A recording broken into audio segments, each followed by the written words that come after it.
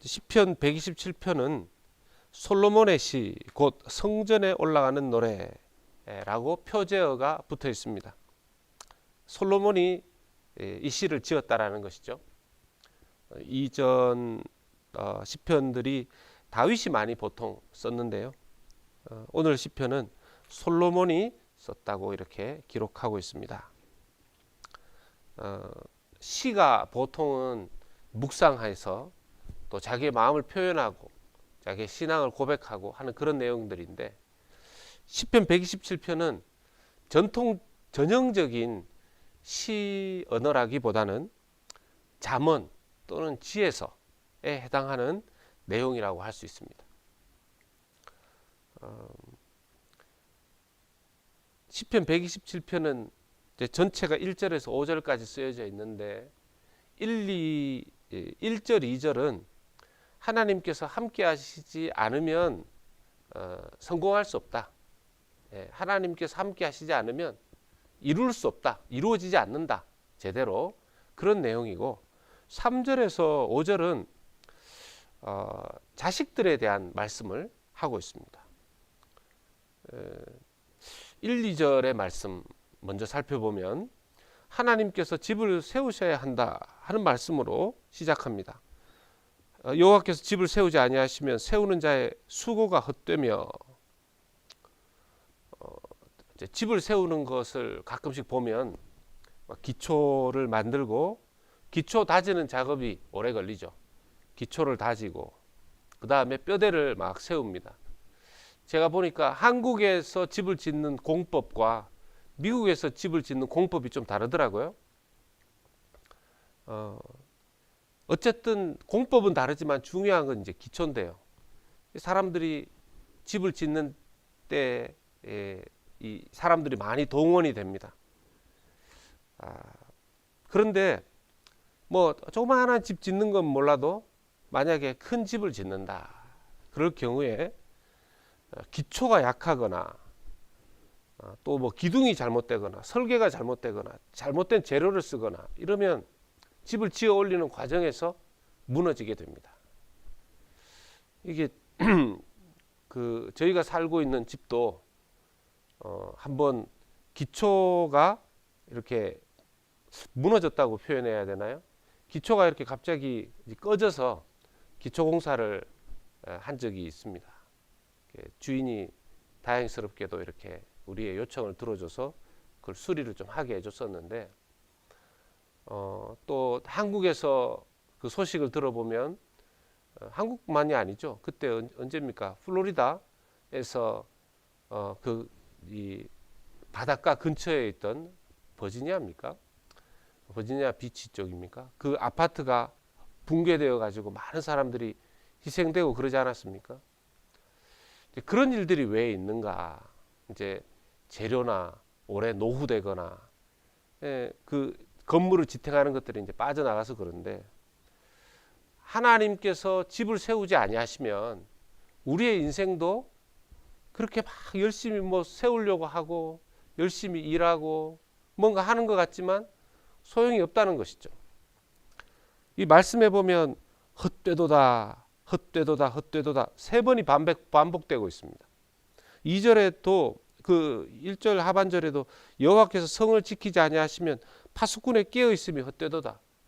이게 이 사람들이 이 말씀을 보면 아무것도 안 하고 놀고 있는 사람들이 아닙니다. 집을 세우는 자의 수고가 있는 것이고요. 성을 지키는 자가 파수꾼이 경비병이 깨어 있습니다. 아예 잠들거나 집을 세우는 수고를 안 하는 것이 아니죠. 지금 수고하고 애쓰는데 하나님께서 함께 하시지 아니하시면, 하나님께서 역사하시지 아니하시면, 이 말은 하나님이 역사하시는 것을 그 집을 세우는 자가 의지하고 또 파수꾼이 깨어서 지키지만 자기의 노력만으로가 아니라 하나님께서 함께 하시지 않으면, 하나님을 온전히 의지하지 않으면 헛되다는 것입니다. 우리의 삶의 어떤 측면에서 이제 2절도 보면 그렇지 않습니까? 너희가 일찍 일어나고 늦게 누우며 수고의 떡을 먹음이 헛되도다.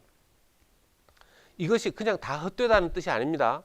수고 안 해도 되고 일찍 일어나고 늦게 눕는 것이 그냥 무조건 헛되다는 뜻이 아닙니다.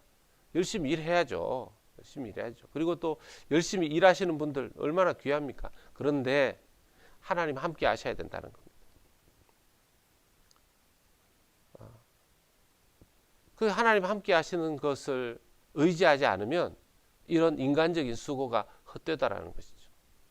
집이 무너지는 것처럼 인생이 무너지고 또 마음에 정말 기쁨과 감사와 평강 없이 그렇게 인생을 살아갈 수 있다라는 것입니다.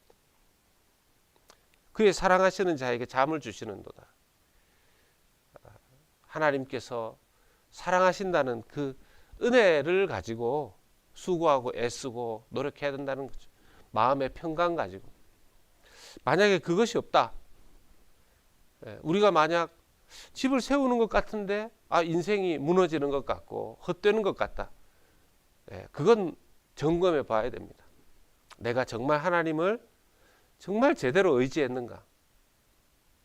정말 하나님과 함께 수고하고 애썼는가? 그렇게 집을 지었는가?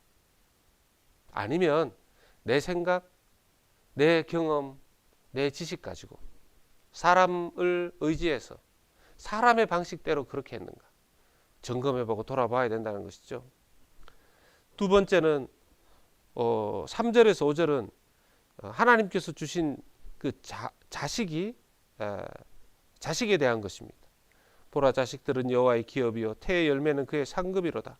젊은 자의 자식은 장사의 수중의 화살 같으니 이것이 그의 화살을 통해 가득한 자는 복되도다. 젊은 자가 자식이 많으면 복되다는 겁니다. 고대 사회에서는 이 자식이 인력이자 힘이었습니다. 그럴 수밖에 없죠. 이렇게 농사도 지어야 되고 또 뭐 양도 치고 이래야 되는데 다른 사람 뭐 불러오는 것보다 자기 자식들이 있으면 좋죠. 뭐 많은 자녀를 놓으면 뭐 아브라함과 이삭과 야곱의 인생만 보더라도 심지어 많은 자녀들이 있지 않았습니까? 근데 단순히 이것은 영적으로 우리가 바라봐야 되는 것이 그냥 우리 삶의 자녀들도 축복이지만 영적인 의미에서의 자식들, 이걸 110편, 127편 전체가 또 향하는 것이 이 하나님의 말씀 아닙니까? 이것이 향하는 것이 우리 주님 예수 그리스도, 그분에게 이 말씀이 성취되고 있는 거 아니겠습니까? 참 아이러니한 것은 예수님께서 이 땅에 오셔서 예수님은 그분이 머리 기댈 곳조차 없는 집이 없으신 분이셨어요. 그런데 예수님은 눈에 보이는 집은 없으셨지만 눈에 보이지 않는 하나님의 집, 하나님의 나라, 하나님의 킹덤, 그것을 세우셨죠.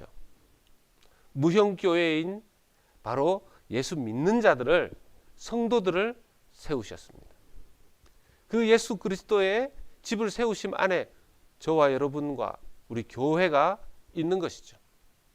그리고 자식도 마찬가지 아닙니까? 예수님에게는 육신에 놓으신 자녀는 없으셨죠. 결혼 안 하셨으니까. 그런데 우리는 예수님 통해서 예수님의 제자가 되고 하나님의 자녀가 되지 않았습니까?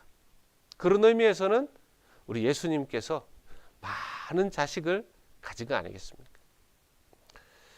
오늘 말씀을 보면서 우리의 삶에 적용해 보면 정말 하나님 의지해서 하나씩 자기에게 맡겨진 내 인생의 집, 내 사명의 집을 잘 세워 올려야 되겠습니다. 그리고 또 우리가 수고하는, 우리가 일하는 그 모든 것들, 우리 자신을 위해서만이 아니고 하나님 주시는 그 사랑 안에서, 하나님 주시는 그 샬롬, 평강 안에서 우리의 일들을 감당해야 되겠고요. 우리가 뭐 우리의 자녀 주신 것도 감사하지만 예수님처럼 우리도 우리를 통하여서 하나님의 자녀들이 생겨나는, 우리를 통하여서 영적인 후손들이, 영적인 자손들이 잉태되고 또 태어나고 하나님 앞에서 생명을 얻는 그런 역사들이 우리의 삶을 통해 있어야 될 줄로 믿습니다. 말씀을 맺습니다.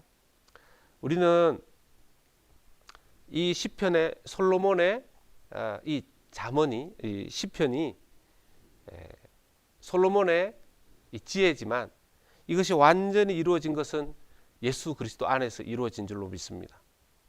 그러면 우리도 예수님의 그 은혜의 축복의 결과물들인데, 우리도 예수 그리스도를 쫓아서, 그분의 지혜를 쫓아서 정말 주님을 의지해서 무형교회와 유형교회인 우리 교회를 세워가고 하나님 나라를 세워가고 영적 자녀를 생산하는 그 일에 쓰임 받아야 되겠습니다.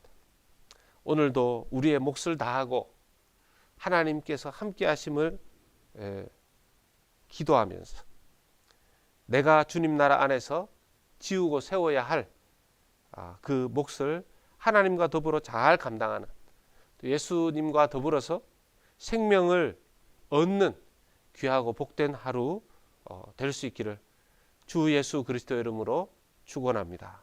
아멘.